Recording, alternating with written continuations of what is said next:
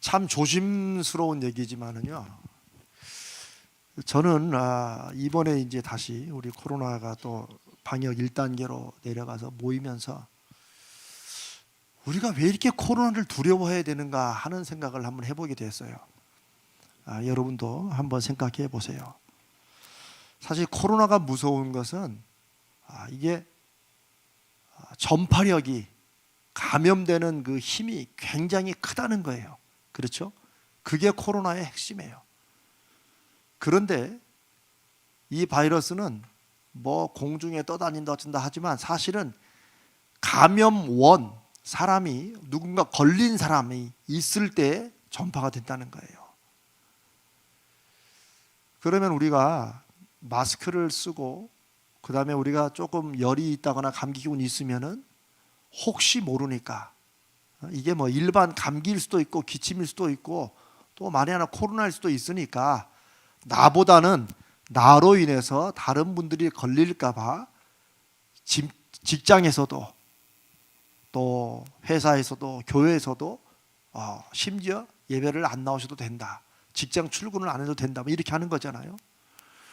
근데 너무 이제 코로나로 인한 전 세계적인 이 어려움이 있으니까 이 코로나가 완전히 노이로제가 된 거예요, 이게. 제가 오늘도 이제 교육자들과 함께 잠깐 미팅을 하면서 주일학교 우리 아이들 예배를 언제부터 시작해야 되느냐.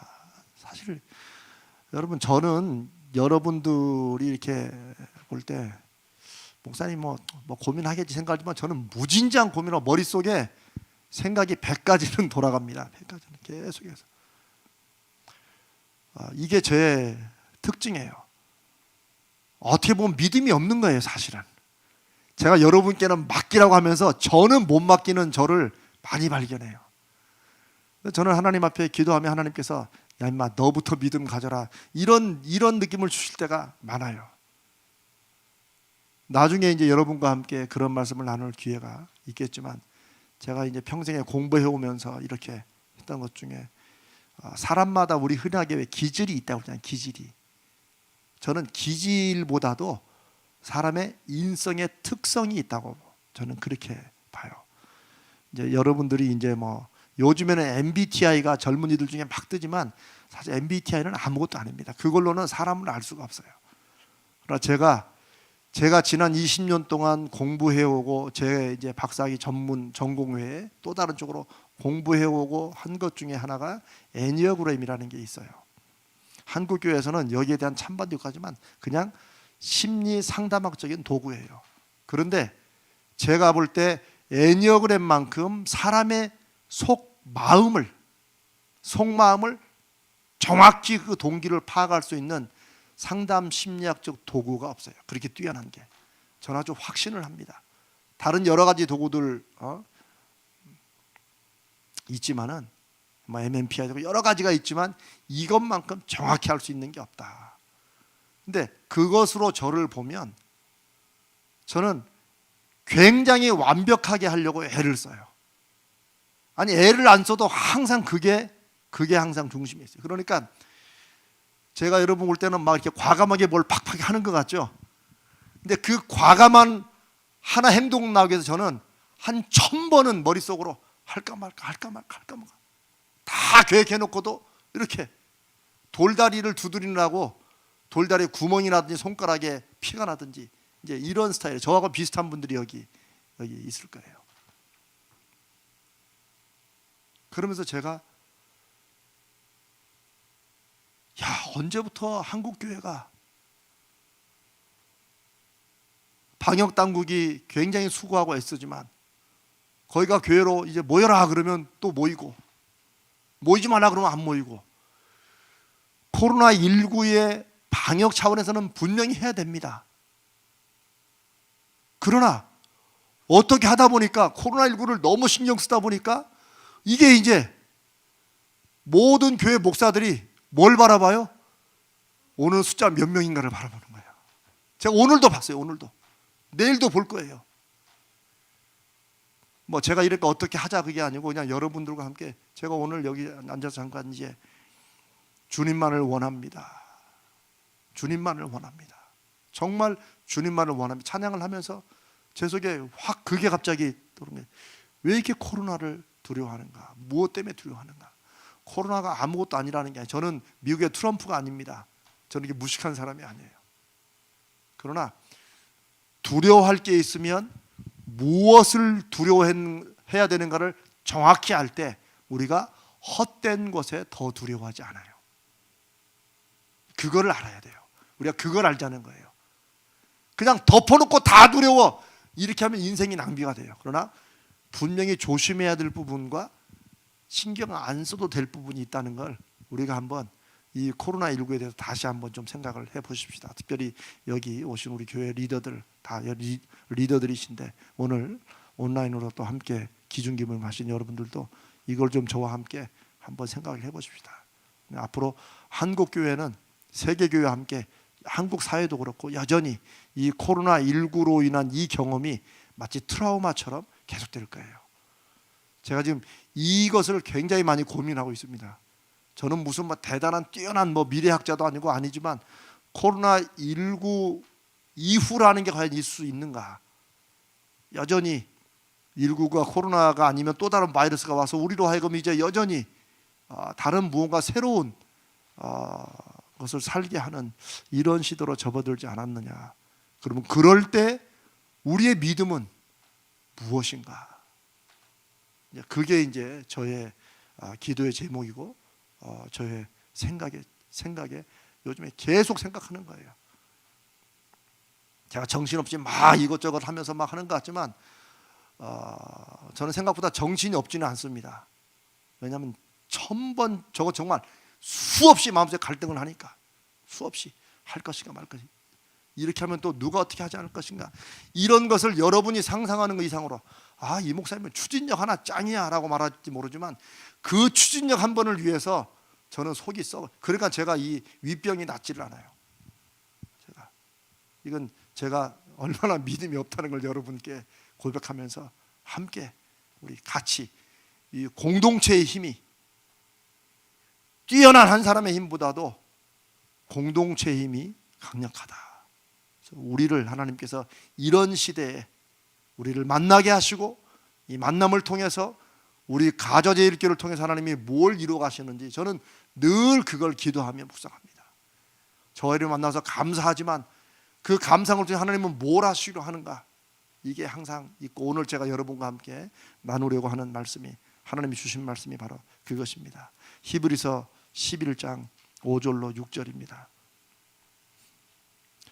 우리가 항상 뭐 저도 어떤 말씀으로 설교를 여러 번 했지만 참 정말 성령님께서 주시는 말씀이라고 믿고 가면 상황마다 때마다 이 말씀으로 설교할 때마다 전혀 달라져요. 여러분도 이제 뭐 그렇게 생각하시죠? 우리 목사님 이거 옛날에 했는데 또 하네? 이게 아니고 그럼 성령님이 옛날에 했다 또 하는 것과 똑같아요. 아니에요. 똑같은 구절이라도 또 다르게 말씀하세요. 여러분이 수없이 아마 들으셨고 알으셨을 에녹에 관한 말씀이에요. 히브리서 11장 5절 6절 우리 한 목소리 함께 읽습니다. 믿음으로 에녹은 죽음을 보지 않고 옮겨졌으니 하나님이 그를 옮기심으로 다시 보이지 아니하였느니라. 그는 옮겨지기 전에 하나님을 기쁘시게 하는 자라 하는 증거를 받았느니라. 믿음이 없이는 하나님을 기쁘시게 하지 못하나니 하나님께 나아가는 자는 반드시 그가 계신 것과 또한 그가 자기를 찾는 자들에게 상 주시는 이심을 믿어야 할지니라. 아멘. 보통 히브리서 11장 6절은 소위 말하는 요절 구절이에요. 그렇죠? 여러분도 아마 한 번씩 다 외우셨을 거예요. 얼마나 능력 있고 은혜로운 말씀입니까? 믿음이 없이는 하나님을 기쁘시게 못하나니 하나님께 나아가자는 반드시 그가 계신 것과 또한 그가 자기를 찾는 자들에게 상 주시는 이심을 믿어야 할지니라. 요것만 딱 떼서 이렇게 우리는 많이 외워요. 그렇게 해도 큰 상관이 없어요. 왜냐하면 믿음의 중요한 두 가지 속성이니까 동전의 양면 같은 거예요. 하나님을 믿는다 그러면 뭘 믿어야 돼요? 하나님이 계신다. He exists. 분명히 존재하신다. 그런데 계시지만 나의 삶과 상관이 없는 게 아니에요. 내가 계시는 하나님을 향해 나아가고 내가 기도하고 맞춰 살아갈 때 하나님은 어떻게 하세요? 그 계시는 하나님이 나에게 응답하신다는 거예요. 상 주시는 분이다. 그 상은 뭐예요? 하나님께 나아가는 것에 대한 상. 우리가 달리기를 하면 상 받잖아요.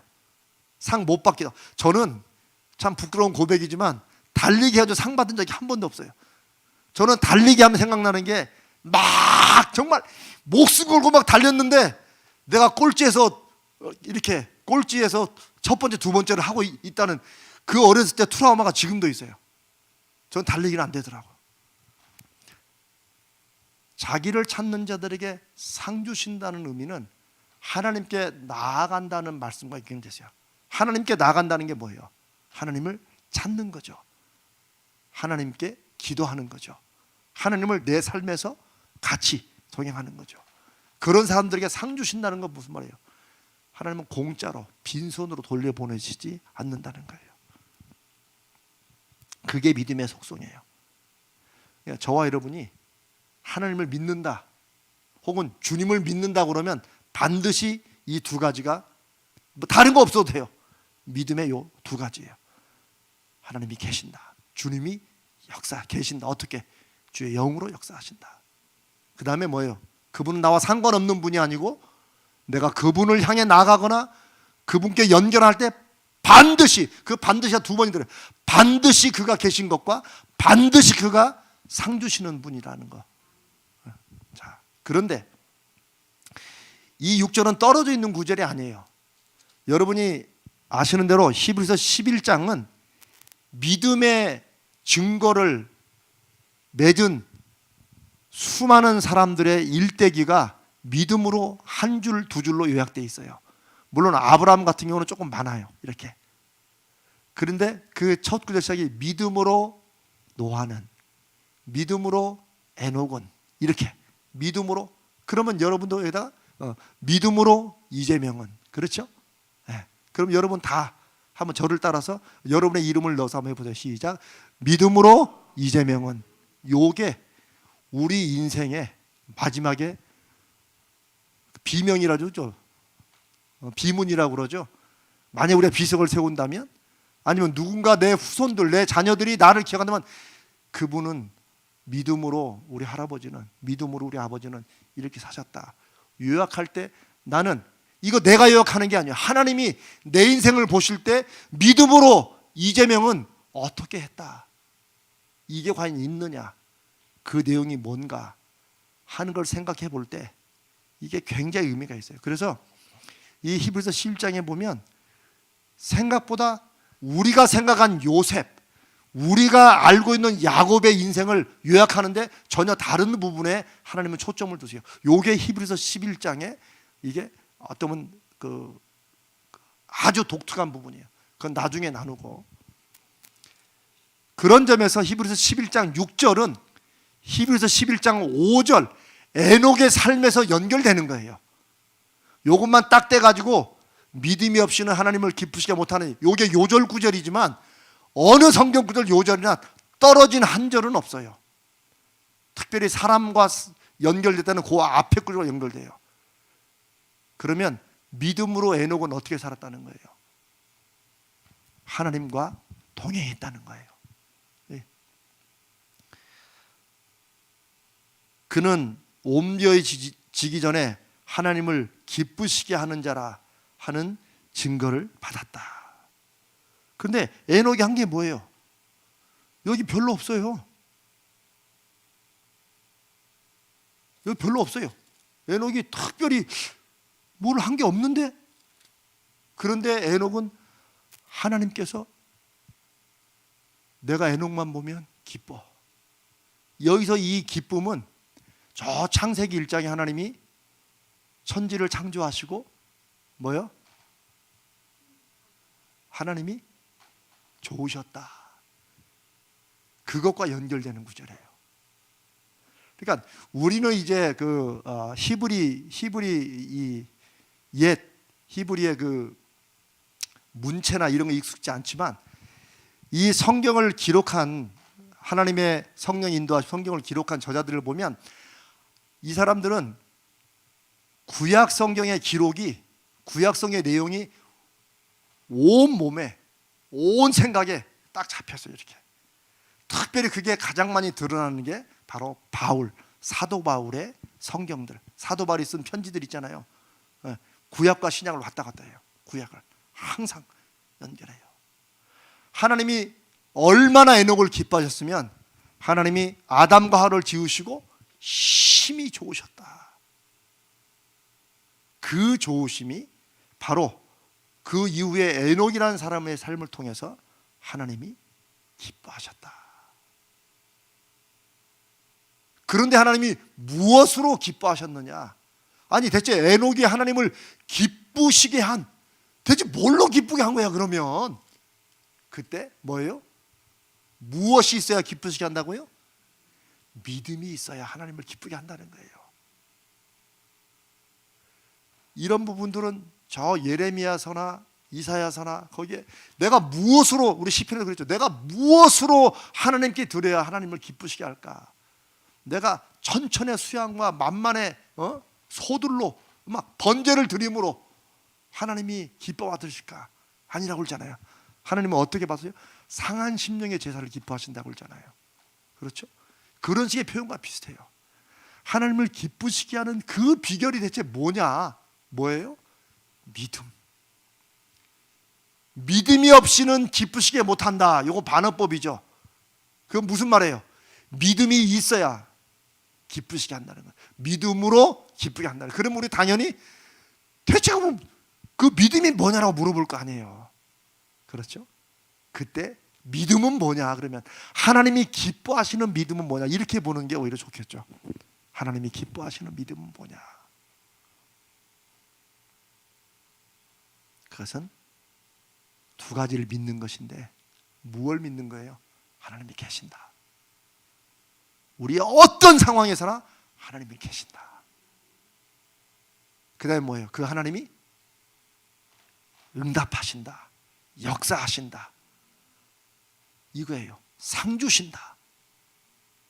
여기서 상을 상과 벌 이게 나눌 거 없어요. 아니에요. 하나님이, 내가 하나님을 찾고 구하면 그 계신 하나님이 나와 떨어져 있는 게 아니라 하나님이 내 삶에 참여하시고 반응하시고 대답하시고 응답하신다는 거예요. 그러니까 믿음은 얼마나 쉬운 거예요. 그렇죠? 아니 믿음은 단순한 거예요. 사실 믿음은 좀 복잡하고 어려워야 돼요.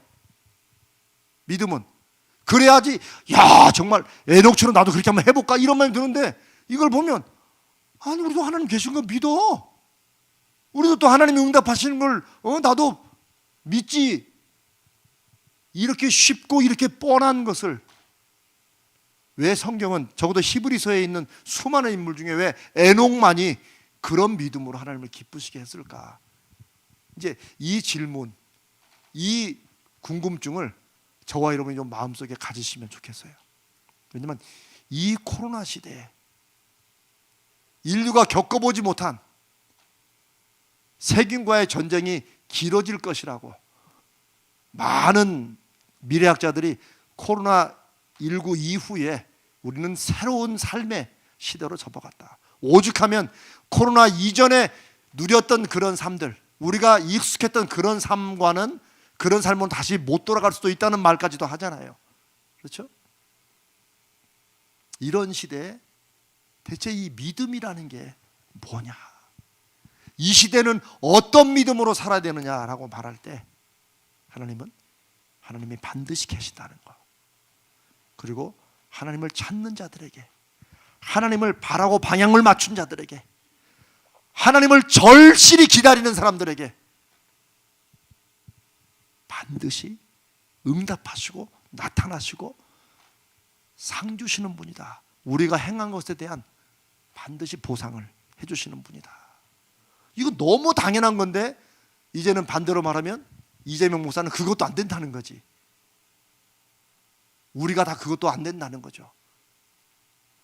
그리고 이제 우리 개인 생활에 솔직히 적용해 보면 어떨 때는 하나님이 안 계시는 것 같을 때가 많잖아요. 힘들 때. 그렇죠? 정말 나 답답할 때 툭 터져 나오는 마음의 생각은 정말 하나님이 계시면 이럴 수 있나? 그렇죠? 우리가 기도하는 것이 응답이 빨리빨리 안 될 때 뭐야? 소망원의 양쪽에 그냥 글까지 내 눈과 내 마음이 항상 여기에 있으리라. 이 청은 내 이름으로 무엇이니 내가 행하리라. 저 해놓고 뭐야? 이럴 때가 있는 거죠. 제가 아까 히브리서 11장 5절을 읽으면서 에녹이 한 게 아무것도 없다. 그냥 여기 원래 옛날 우리 이제 지금 이거는 이제 개정 개역인데 개역 한글을 보면 에녹은 하나님과 동행했다는 말로 번역을 해놨어요. 하나님과 동행했다. 하나님과 함께 걸었다는 거예요. 함께 걸었다. 히브리서에 나오는 히브리서 11장에 나오는 믿음의 사람들을 창세기로 돌아가서 그들의 삶을 보면 뭐 아브라함, 노아, 이삭, 야곱 많잖아요. 스토리들이. 에녹은 여러분 보세요. 없어요. 그게 그분이 370년인가 75년인가 살았는데 결국 한 게 뭐예요? 아들 무두셀라를 낳은 거예요. 우리가 성경 퀴즈대 옛날에 할 때 무두셀라 많이 알죠? 무두셀라는 성경에서 제일 오래 산 걸로 기록된 사람. 몇 살? 969살. 그래서 어쩌라는 거야. 아니 낳은 아들이 가장 오래 사는 게 그게 아버지의 이룬 성과가 될까? 성취가 될까? 그걸로 본다면 에녹은 인생을 무언가 쭉 살면서 요거 한 방을 위해서 요 딱 성취를 위해서 이렇게 산 사람이 아니었고 하나님도 그걸 보고 기뻐하신 게 아니었다는 거예요. 죽음을 보지 않고 하나님께로 올라갔다는 말이 우리에겐 별 큰 상이 아닌 것처럼 느낄 수도 있어요. 뭐 사람이 한번 때 되면 가는 거지 뭐. 근데 아니에요. 성경에서 죽음을 보지 않고 소위 그냥 승천한 사람이 두 사람인가 세 사람 되죠. 두 사람. 하나는 에녹, 하나는 엘리야. 그냥 불로 된 체리엇 온 파이어라고 그러죠. 불병거를 타고 슉 사라진 거죠. 심지어 하나님의 아들이신 예수님도 이 땅에서 고통스러운 죽음을 맛보셨어요. 가장 비참한 죽음을 맛보시고 가셨어요. 그러니까 이것이 얼마나 큰 상이 아니냐는 그 여러분 생각하시지만 하나님께서는 가장 큰 상을 준 거예요. 왜? 창세기에 선악과의 죄악으로 하나님께서 주신 게 너는 흙이니 흙으로 돌아갈 것이다 라고 하나님이 정해놓으신 그 하나님의 생명의 법을 에녹과 엘리야는 예외로 삼으신 거예요. 그만큼 하나님이 그냥 죽음이라는 고통과 그 두려움과 이런 거 겪지 않고 하나님이 바로, 그러니까 에녹은 그냥 이 방에 있다 저 방으로 간 것 같은 거예요. 이 방에 있다 저 방으로 가는 거야. 여러분 거실에 있다 안방 들어가 안방에 있다 건너방 가듯이 이게 우리 믿음 생활에 아주 놀라운, 이 기독교의 아주 놀라운 약속이고 축복이라는 거죠. 우리는 죽음 이걸로 끝나지 않고 죽음 이후에 영원한 삶이 있다라고 말하지만 여전히 죽음이라는 게 이게 큰 고민이야. 큰 숙제야. 이게 사실은. 사실 뭐 목사들도 다 마찬가지예요. 뭐 하다가 이렇게 삐끗하 죽을 뻔했네. 성도들한테는 그날을 주님이 오실 날을 사모하고 주님께 이 땅으로 충분치 않다고 막 이 땅이 전부이라고 말해놓고는 죽을 뻔했네. 좀 더 하나님 지금은 아닙니다. 그만큼 죽음은 우리에게 두려운 거예요. 이후에 영원한 삶이 있지만 아직은 이 땅이 아쉬운 거예요. 그런 에녹에게 하나님이 그것과 상관없이 그냥 이 방에다 자연스럽게, 그러니까 이 땅에서 누구와 살았다는 거예요? 하나님과 함께 살았다는 거예요. 어떤 분이 제가 이 얘기는 언제 한번 제가 이제 한번 꼭 나누고 싶었는데, 어떤 분이 저한테 그런 고민을 얘기하더라고요. 자기는 천국이 좋긴 좋은데 그렇게 썩 좋을 것 같지는 않대요. 그분이 권사님이었어. 그러다가 참으로 솔직은하다. 믿음은 없어도 사람은 솔직하다. 제가 그런 생각을 했어요. 왜냐 그런 걸 질문 안 하잖아요. 질문 있어도 그냥 다 아는 척하지 사실은. 그러다가 속으로 야 정말 믿음은 없어도 사람은 솔직하다. 그래서 믿음은 내가 앞으로 크겠다. 이분 솔직히 말하는 목사님 자기는 천국 생각하면 좀 답답하대.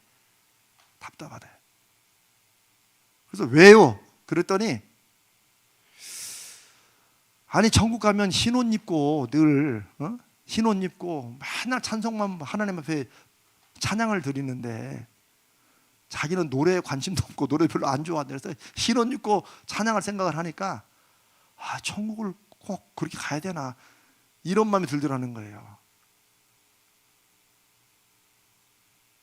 그런데 우리가 지난번에 생명의 삶 벌써 여러분 이제 벌써 오래됐지만 올 초에 할 때는 생명의 삶에서 천국은 그 흰 옷 입고 찬양하고 하는 것은 하나의 상징이지.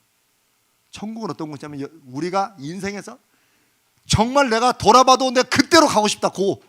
그때 다 있을 거 아니에요. 어느 순간이든지 그 순간에 곱하기 뭐 1억 배 무한대를 곱하는 그런 곳이 천국이다. 물론 이게 숫자상으로 하기 때문에 별로 썩 와닿지 않을 수는 있지만 우리는 천국에 대해서 사실은 이 땅에서 오래 살게 해주시는 게 더 감사한 것처럼 느껴질 때가 있지요. 그건 나중에 우리가 또 하십시다. 다만 제가 오늘 여러분과 함께 이 말씀을 나누면서 드리고 싶은 질문은 저는 저한테도 물어봤어요. 우리는 정말 에녹의 삶을 바라고 부러워하는가 하는 거예요. 히브리서 11장에는 에녹이라는 사람이 구약 성경에 아무것도 안 했는데 별로 특별히 한 것도 없는데 우리가 나머지 사람은 다 알잖아요. 노아도 믿음으로 방주를 짓고 다 있잖아요. 아브라함도 갈 바를 알지 못하고 하고 다 사라도 이미 자기에게 이제 생명이 태어날 수 없는 것을 알고도 또 하나님 앞에 아들을 낳고 뭐 이런 다 있는데 에녹은 없어요. 저기 보면 창세기 보면 그가 하나님과 동행하다가